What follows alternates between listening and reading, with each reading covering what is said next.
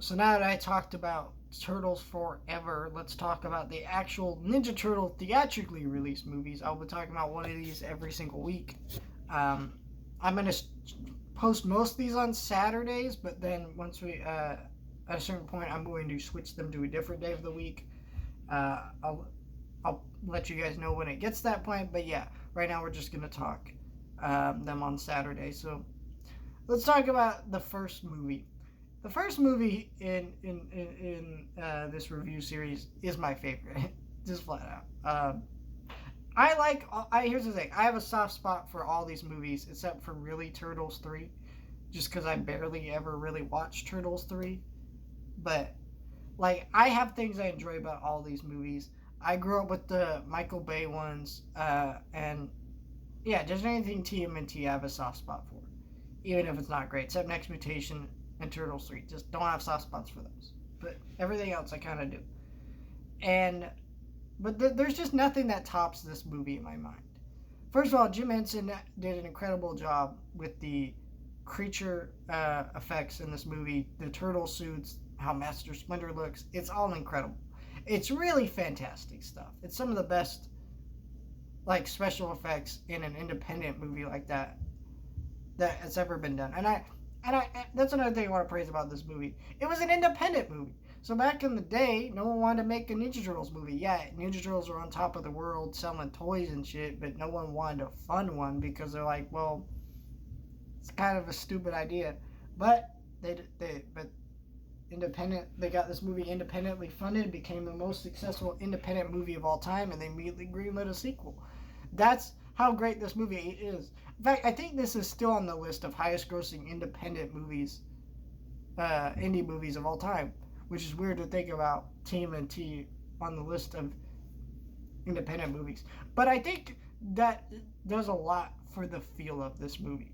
I feel like if this is a studio movie, it would have felt very different, right? You got the turtle swearing in this movie, you got that dark and edgy style of the comic books, and you got that vibe of the cartoons, right? When Mikey and Donnie and all them are dancing at the beginning of the movie, when Mr. Master Splinter's asking them to meditate, right? You got a lot of that stuff that's stuff that you loved about the stuff about the cartoons, but there's also enough of that stuff in the actual movie, and that blend of great stuff.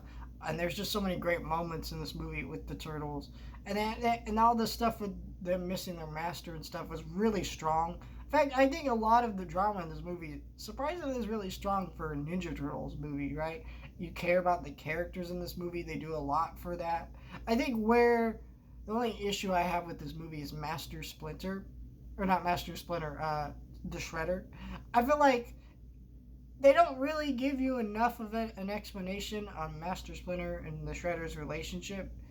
He's just kind of a dude that's recruiting these kids to thieve and do stuff, and how he's defeated by knocking him into a trash can as like, or a trash truck. I'm like, all right, guys, like you couldn't even really do a cool fight, but I get it. It was kind of a smaller budget movie, so maybe they couldn't really afford to do that. I don't know, but if the foot soldiers have a better fight sequence in the movie where Raphael gets thrown through the ceiling.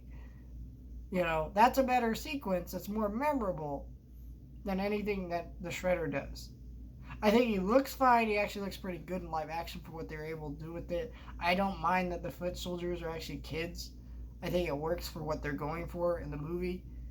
Um, I just feel like that's the only part I find a little bit weak. I wanted more. I wanted to feel more of that, that relationship of Hamato Yoshi and the Shredder. Um, and that kind of stuff. But other than that, the stuff that really matters here, which is the turtles, April O'Neil, Casey Jones, and that tone and understanding the properties, just that's all here. Also, this movie has a really good score, and the music in this movie, I think, actually is really good too. It's got a great vibe to it. It's just a solid movie. If you're one of those people who grew up with this movie and you haven't watched it in a while, and you're like, you don't think that this movie holds up, I think it absolutely does. I mean, there's definitely aspects that feel a little bit 90s, but not enough. This is as classic as those comics that came out back in the day. It is just as good it will ever be. You will never make anything better Ninja Turtles related than this movie. In terms of films, there's better shows and comics than this movie, but you will never make anything stronger than this movie, in my mind, in terms of Ninja Turtle movies. Except, well, I mean, in terms of live action stuff, I think Mutant Mayhem will definitely be a better movie. We'll see. But this movie is always going to have a special place in my memory. I remember the first time I watched it, I was at Walmart, and they had a 4-pack of all the Ninja Turtle movies for $5. I immediately brought it home, smacked that disc in, and I watched it for the first time. I love this movie. I didn't grow up on this movie like some people did. I mean, I did, but not like I saw this in the theaters or watched this on VHS as a kid, but still. I love this movie a lot. It's just so good.